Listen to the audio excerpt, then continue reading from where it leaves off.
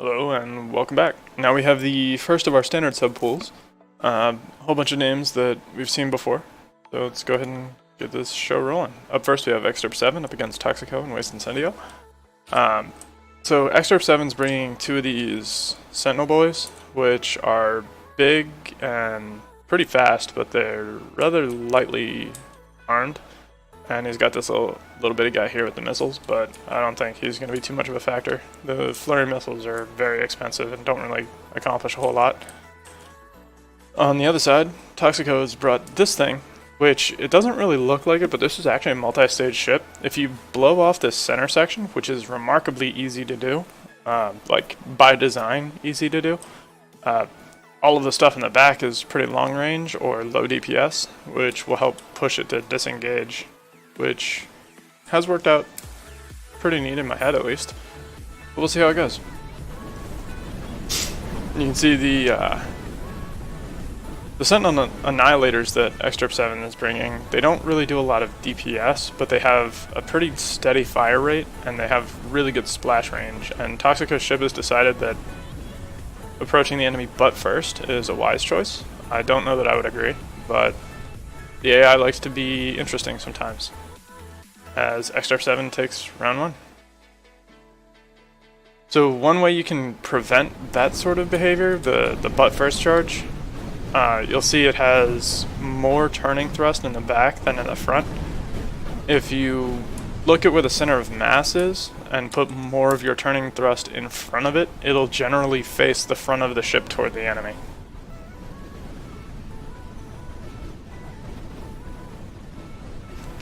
But unfortunately, because of the thruster layout, Toxico's ship believes that it is a butt ship.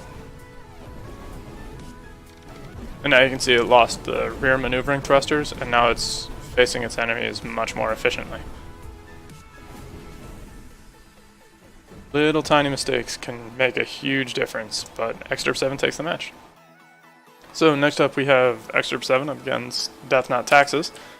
Death Not Taxes is bringing a bunch of these Space Invader looking guys, but you can see they're actually multi-stage. They've got this like front layer of light junk connected by a very thin line, and then the rear is the important part. The whole idea here, I guess, is to cause it to leave debris and back up so that the enemy can't just readily engage. We'll see how well that works though.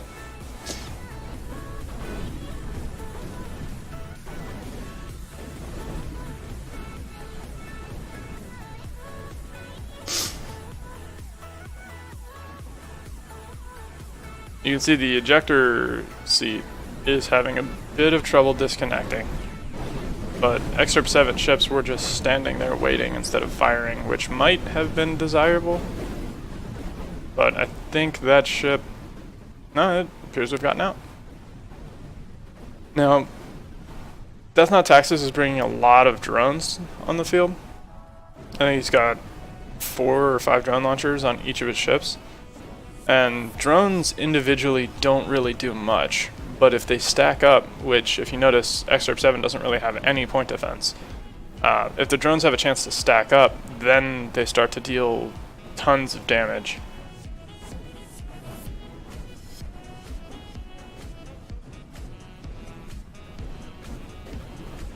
And with no source of point defense, there's not really much Excerpt 7 can do to stop them from stacking up.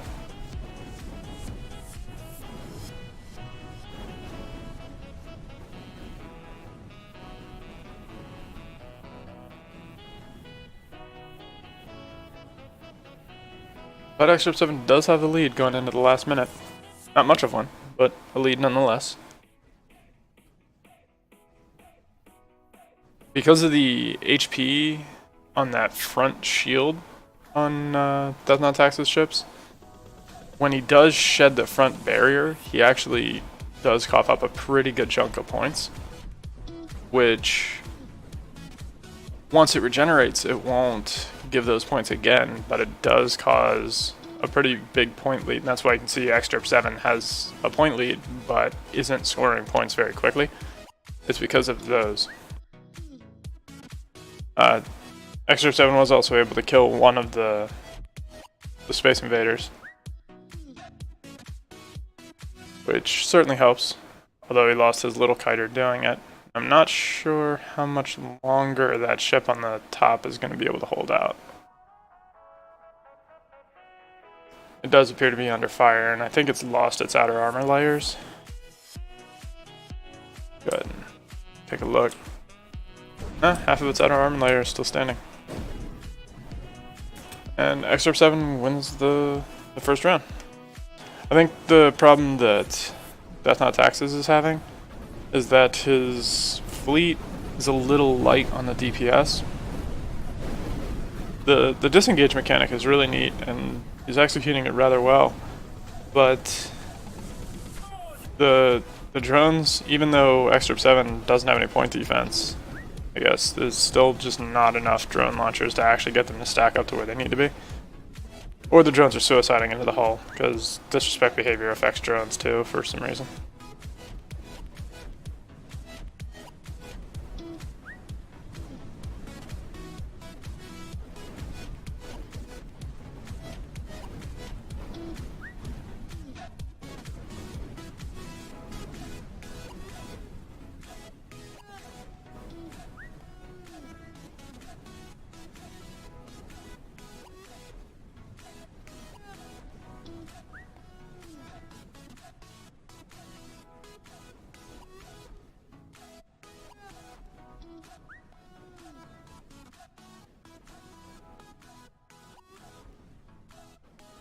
And the scoreboard, again, really close, at least so far.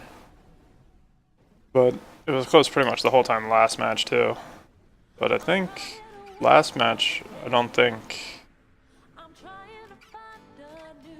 think last match, Excerpt 7 had the lead, not Death Not Taxes. So it might go better. The big difference between the two rounds is that in the first round, the ships from Excerpt 7 were able to surround and kill one of the Space Invaders, despite the ejector seat. Which, of course, securing a kill is always preferable to not doing so. But I think they're having a really hard time actually securing any kills. And it looks like round 2 might very well be going in favor of Death Not Taxes.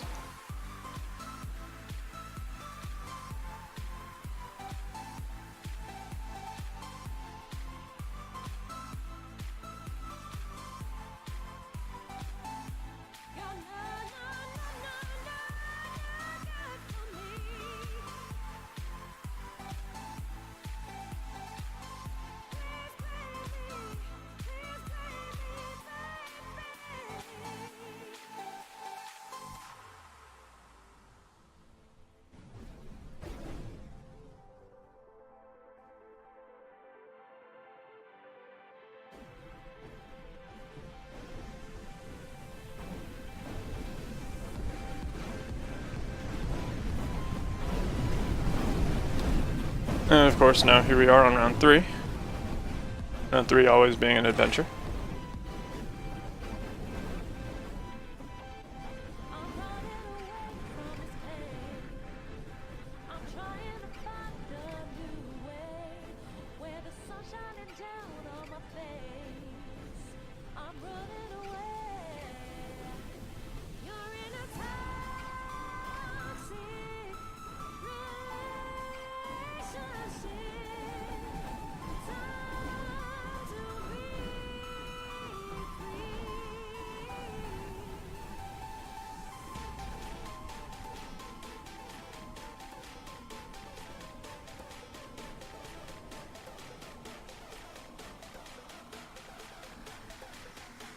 I do appreciate that Excerpt 7 likes keeping us kind of guessing with what he's going to submit.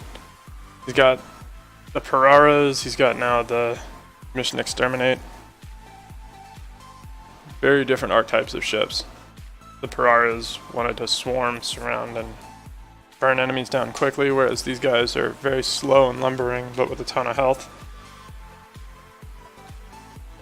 I like a little variety in my folks.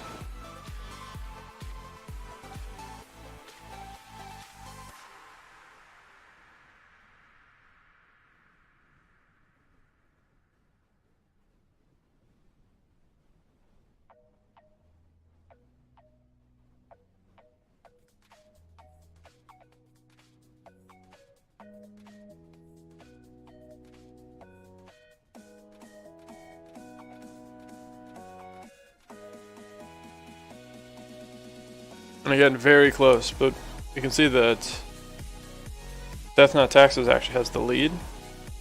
And I feel like that's going to mean Death Not Taxes will be taking the round.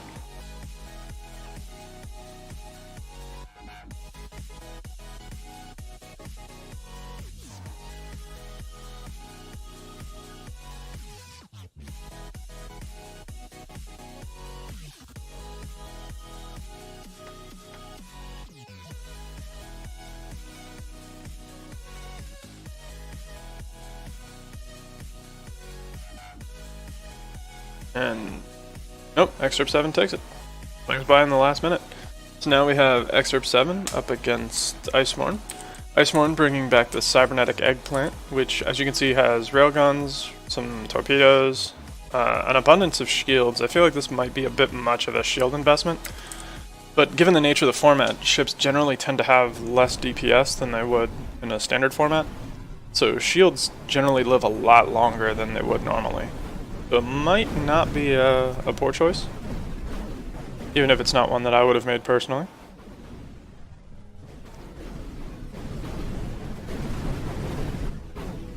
Yeah, and you can see the shields are still up. Excerpt 7 might be able to break the shields if he was able to focus fire on a single shield with both of his ships, but I'm actually not even entirely sure Excerpt 7's ships individually could break a shield.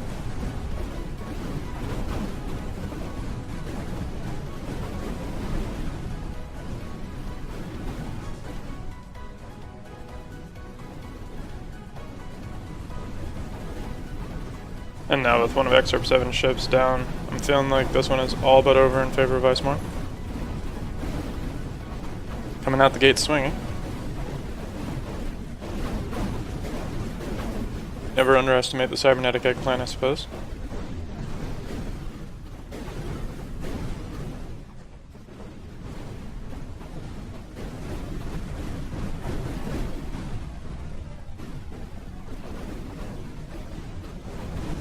One of the other nicer advantages, so there's a lot to consider when you're designing a fleet normally, especially when you're designing one for a small budget like this, is that it often goes understated thinking about whether or not to have one ship or multiple ships. If you have multiple ships, you could see what we saw with the extra sets where they divide fire, and then they can't really make enough headway because they can't focus on anything, whereas Icemorn is able to focus all of his DPS on one target, which is allowing it to punch through even this really heavy ship from Excerpt. At the same time though, if you only bring a single ship, your chances of getting surrounded and destroyed are pretty high, as we saw up against Imperiex. A lot of pros and cons to either side.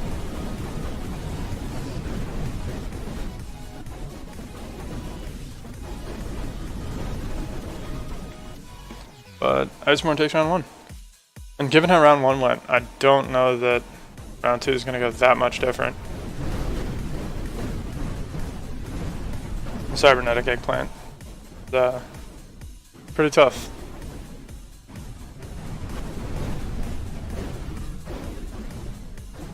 And the Sentinel Cannons are kind of in this weird spot in general, where their damage per second is relatively low.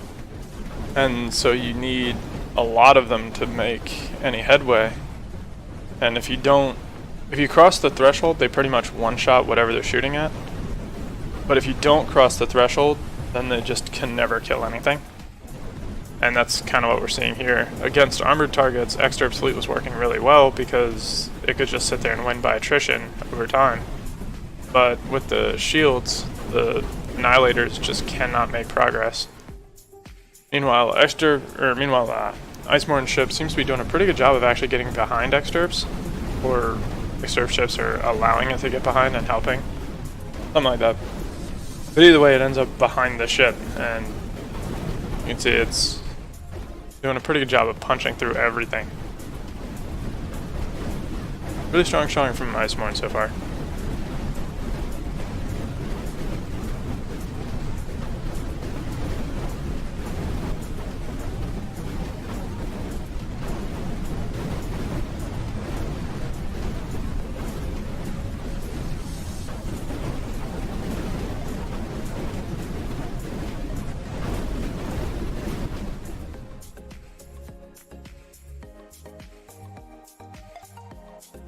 And now we have Toxico up against Death Not Taxes. And Toxico we saw before was having a butt problem, which if that happens here, that'll still be a pretty big issue. But Toxico's got the Pulsar in the center operating as point defense, which is going to make it a little bit more difficult to stack up those drones. He's also got flat cannons, as you can see, popping the drones. And I think the drones actually represent a rather large portion of Death Not Taxes' fleet DPS, which, if that's actually the case, then I think Toxico already has enough lead. He might be able to pull through.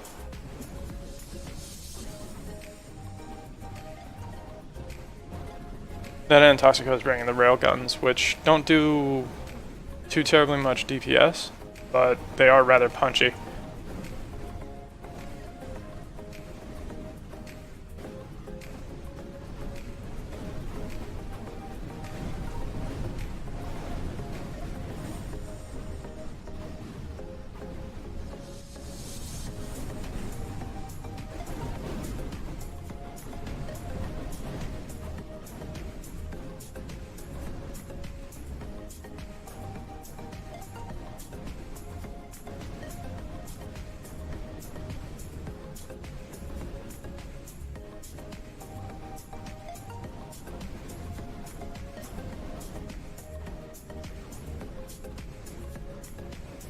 Although I do think it's close enough. TNT might be able to take this. But if he does, it'll be very close.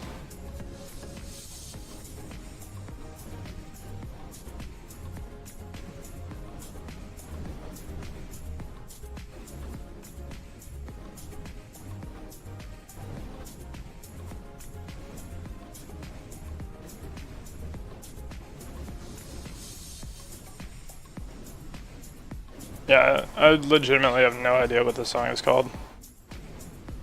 The song title is named weird, and so I can't actually see the artist or the song title.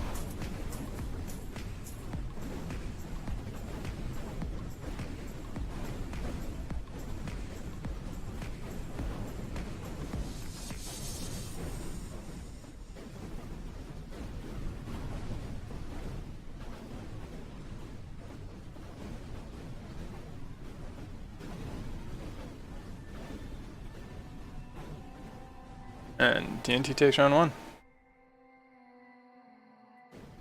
Managed to pull it off.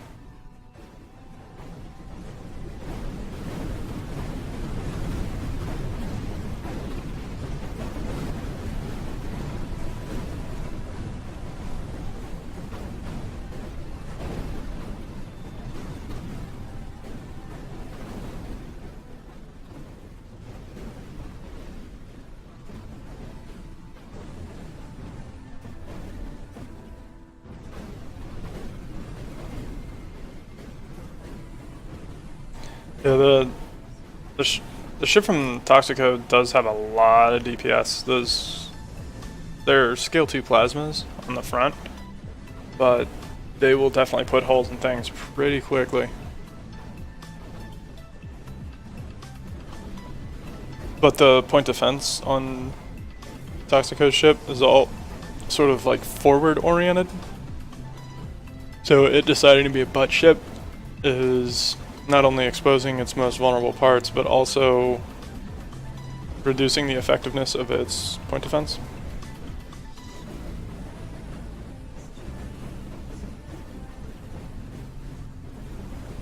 Yeah, the railguns are doing spread fire because the AI has done the math and thinks that DNT ships are fast enough to dodge the shots, but it's not taking into account the fact that they aren't dodging the shots. I don't know that the AI actually pays attention to accelerations in all directions, or if it just pays attention to forward acceleration and kind of makes assumptions from there. Because DNT ships can't really dodge laterally. So it could easily concentrate with the railguns, but it isn't because it thinks that if it did, they would just get dodged.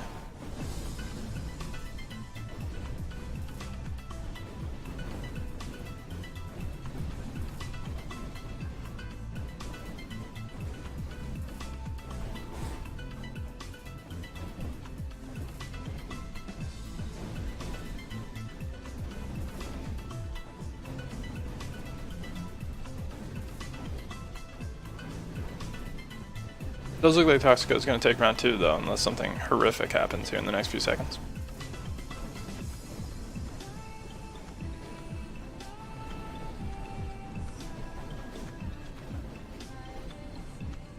And going into round 3. Fortunately for Toxico, he's off target this time, so now he's going to go straight to butt ship maybe.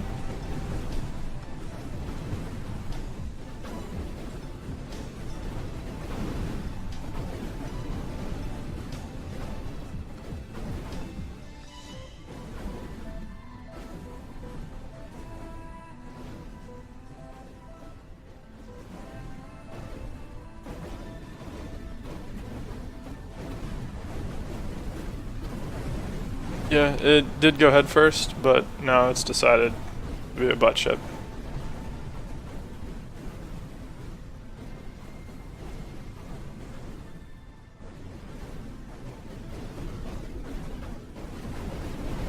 I'm not entirely sure Toxico's ship even knows what it wants to be.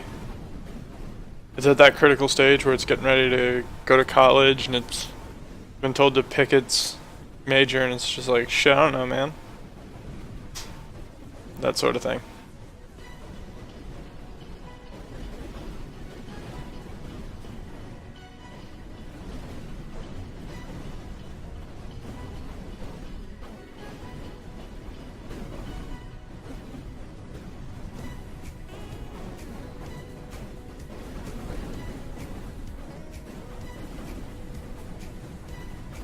But Toxico does have a good, solid point lead here.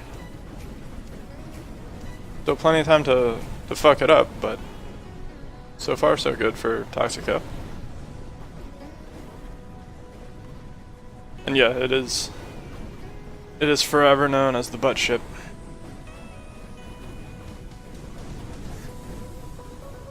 That's alright, it just knows where its best assets are, that's all.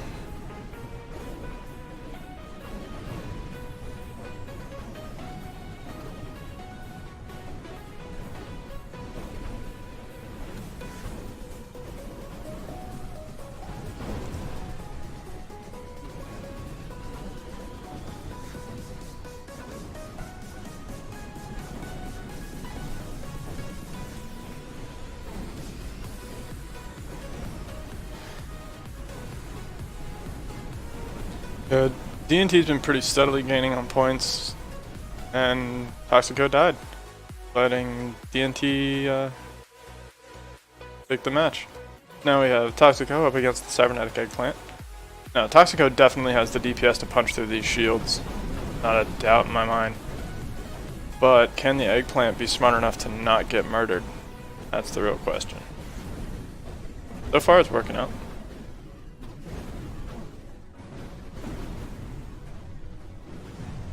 The railguns, because of their spread firing pattern, are actually going to have a very hard time breaking the shields. They could do it, but it's going to take them a lot longer than would be desirable. Meanwhile, you can see the Eggplant's own railguns finding purchase every shot.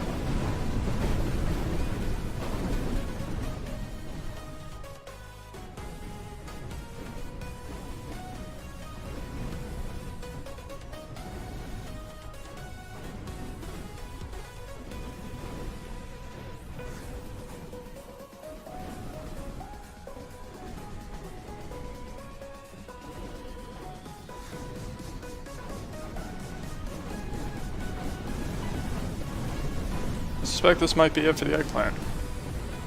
Yep. Toxico takes round 1. Bringing those plasma cannons to bear.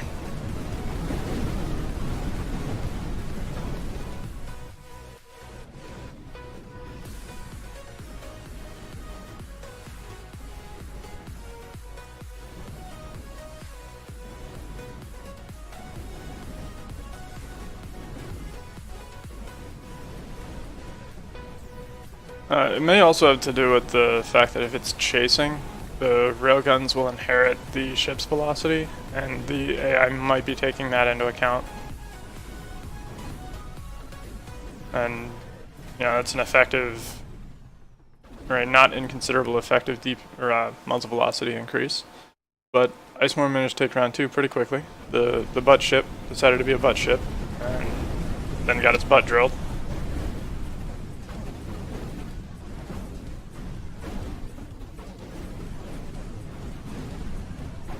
You can see the eggplant has taken some serious damage. Those plasmas are not to be trifled with.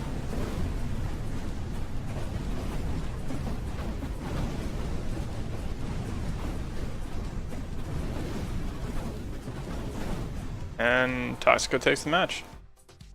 Well done, Toxico. Now we have Death Knot Taxes against Iceborne. So whoever wins this is going on, and they will be joining Extirp 7, the champion bracket. How does that make you feel?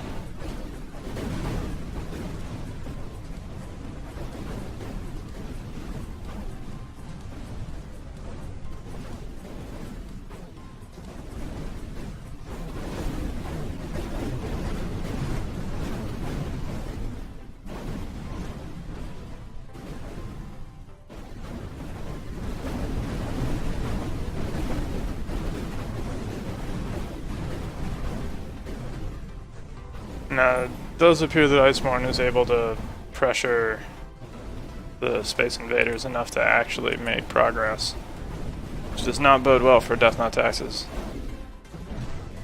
He kind of needs to win by attrition or by finding a weak point. But even then, with all the shields that Iceborne's using, I don't know that those drones are going to be able to make much progress either. Between the shields and the point defense that Iceborne's bringing to the field.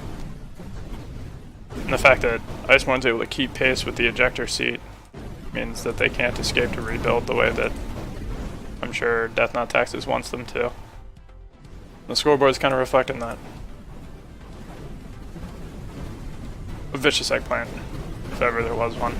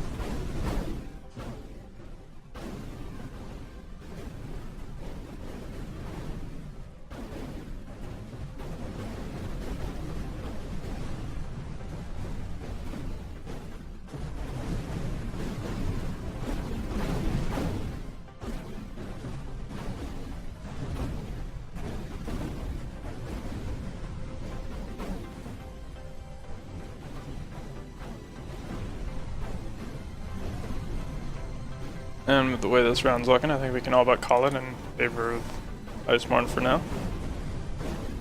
At least round 1. With the way round 1 went, I actually don't know that there's going to be much of a chance for Death Knot Taxes in round 2 either. Round 1 was a pretty commanding round.